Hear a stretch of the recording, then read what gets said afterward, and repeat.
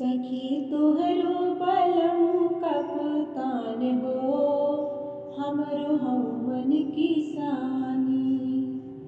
हौवन किसानी हो हौवन किसानी, हौवन किसानी हो हौवन किसानी।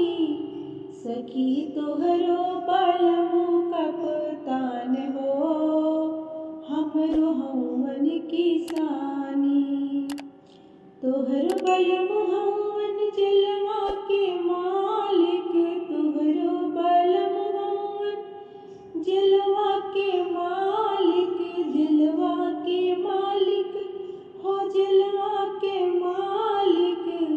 सखी हमरो बलमु प्रधान हो, सखी हौवन किसानी।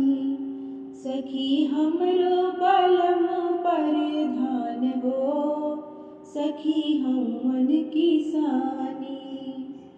तोहर बलमुआ चलावे ने गोली, तोहरो बलमुआ चलावे ने गोली। सखी हमरो रोपावेले धान हो, सखी हौवन किसानी।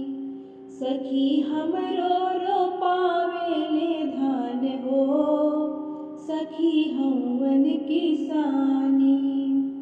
सखी तोहरो बलमु कप्तान हो, हमरो हौवन किसानी। दूनो जनी हौवे देशवा के बेटा, दूनो जनी हौवे देशवा के बेटा। देशवा के बेटा हो देशवा के बेटा। सखी इनका पर बाटे गुमान हो, सखी हौवे किसानी। सखी इनका पर बाटे गुमान हो, सखी हौवन किसानी।